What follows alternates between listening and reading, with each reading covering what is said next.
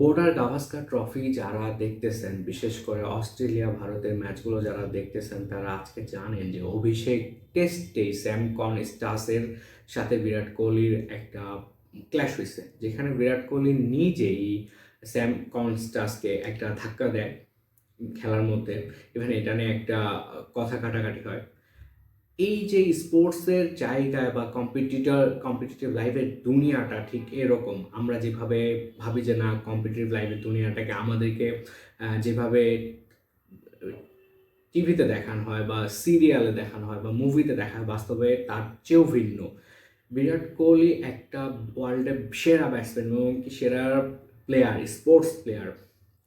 So সেইখানে বিরাট কোহলি আজকে যে কাজটা করছে সেটা আমরা মনে করি যে এটা স্পোর্টসম্যানশিপ না, বাট এটা স্পোর্টসম্যানশিপের একটা অংশ, কম্পিটিটিভ মাইন্ডের একটা অংশ।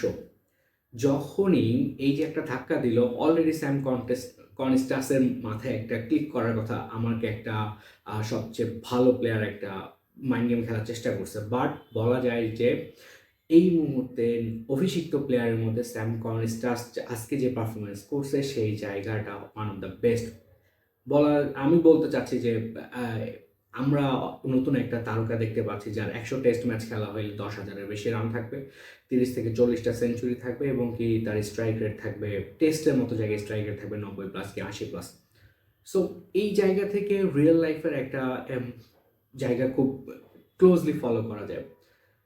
আপনি যখন আপনার ওয়ার্ক স্টেশনে বা নতুন একটা জায়গায় জয়েন করবেন বা নতুন একটা পরিবেশে, চাকরির পরিবেশে জয়েন করবেন, সেখানে একদম কম্পিটিটিভ মাইন্ডেড অবশ্যই এমপ্লয়ি পাবেন। হয়তো সে আপনার হবে সিনিয়র অথবা জুনিয়র অথবা আপনার ব্যাচমেট। এই জায়গায় আপনি ভালো করবেন কিভাবে, সেই জায়গাটা আপনাকে শেখাতে পারে এই কম্পিটিটিভ মাইন্ডের মাধ্যমে আপনি আপনার রিয়েল লাইফ এবং বলা যায় যে ওয়ার্কিং লাইফ যেটা আলাদা করতেও শেখানো যায়, মানে শেখাইতে পারে। যেমন ধরেন, যেমন বিরাট কোহলির কথাই ধরি। বিরাট কোহলি তার মাঠের বাইরের দুনিয়াটা, সে একজন ইন্ট্রোভার্ট পার্সন। সে তার ফ্যামিলির বাইরে মনে হয় না যে তেমন একটা ঘোরাফেরা করে। কিন্তু বিরাট কোহলি যখন মাঠে ঢুকে বা কম্পিটিটিভ স্পোর্টসে জয়েন করে বা আবার যখন মাঠে ক্রিকেট খেলে, তখন সে তার 110% অথবা 150% দেওয়ার চেষ্টা করে। এই যে 150% বা 110% দেওয়ার যে চেষ্টা বা এইভাবে নিজেকে শানিত করা, এটাই হইল রিয়েল লাইফের একটা এক্সাম্পল। সো আমাদেরকে যখন অ্যাডমিশন টেস্ট আসে, যখন আমাদের চাকরির পরীক্ষা আসে, তখন এরকম 110-150% দিতে হয়। এটা দেওয়ার জন্য আপনাকে শুধু মানে সারাদিন পড়াশোনা করলে বা সারাদিন শুধু ওয়ার্ক করলে হবে না, আপনাকে পর্যাপ্ত পরিমাণ ঘুমাইতে হবে, পর্যাপ্ত ওয়ার্ক লাইফ ব্যালেন্স করতে হবে। বিরাট কোহলির ক্ষেত্রে তাই দেখা যায়। বিরাট কোহলি ম্যাচের পরে বা ম্যাচের পূর্ববর্তী সময় যে টাইমগুলো থাকে, সেখানে সে তার কম্পিটিশনের বাইরেও এক্সারসাইজ করে, life balance, life food maintain করে, সব কিছু মেনটেন করে।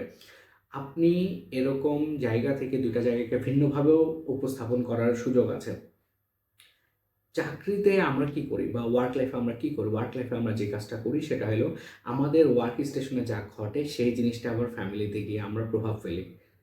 একই জায়গায় দেখেন, বিরাট কোহলিকে বসায় দেখেন বা অস্ট্রেলিয়ার প্লেয়ারদেরকে বসায় দেখেন, বা যারা স্পোর্টস ফিল্ডের টপ নচ জায়গায় আছে তাদেরকে বসায় দেখেন। তারা স্পোর্টসের মাঠে একরকম, বাসায় বা সামাজিক লাইফে একরকম, যে তার যে সমাজে চলতে হয় সেই লাইফে একরকম। সেখানে Virat Kohli introvert, Steven Smith introvert, বলতে গেলে মাইকেল ক্লার্ক একটু এক্সট্রোভার্ট ছিল, মানিস লাবুশেনও এক্সট্রোভার্ট বলা যায়, ডেভিড ওয়ার্নার তো এক্সট্রোভার্ট, কিন্তু তারা রিয়েল লাইফ কখনো স্পোর্টস লাইফকে ফ্যামিলি লাইফে প্রেশার ক্রিয়েট করে না। কিন্তু আমাদের ওয়ার্ক স্টেশনে যে ঘটনাগুলো ঘটে সেই ঘটনাগুলোই আবার আমরা আমাদের ফ্যামিলির উপর প্রেশার ফেলি। সো এটাও একটা বোঝার ব্যাপার আছে আজকের এই ঘটনা থেকে, যে বিরাট কোহলি যে ঘটনাটা ঘটাইছে সেখানে সে স্পোর্টসের জায়গা থেকে একদম পারফেক্ট। অনেকে এটা নিয়ে তর্ক করছে যে একজন এত ভালো প্লেয়ার, এত মানে টপ ক্লাস প্লেয়ার এই কাজ করতে পারে না। আমি মনে করি করতে পারে। আগে পন্টিং করতো, পন্টিংকে যারা চেনে, রিকি পন্টিং, মাঙ্কি গেট কেলেঙ্কারি একটু সার্চ দিয়ে দেখতে পারেন যে সেখানে সে কী করছে। এই এরা হইল সব টপ ক্লাস প্লেয়ার। সো আপনি এরকম কম্পিউটার মাইন্ডেড প্লেয়ার পাবেন, কম্পিটিটিভ ওয়ার্কার পাবেন, কম্পিটিটিভ এক্সামে আপনার ব্যাচমেট পাবেন। আপনাকে ঠিক করতে হবে আপনি কোন জিনিসটা ফেস করবেন। স্যাম কনস্টাস এই জায়গায় পার হয়ে যাচ্ছে, আমরা ভবিষ্যতে নতুন একটা প্লেয়ারকে দেখতে পাচ্ছি ক্রিকেটে। ইভেন আপনি আপনার লাইফে এরকম কম্পিটিটর পাওয়ার সাথে সাথে আপনি কিভাবে নিজেকে দেখতে চান সেটা হলো মেইন কথা। এরকম আরও ভিডিওস পেতে কানেক্টিং ডটস 101 এর সঙ্গে থাকুন।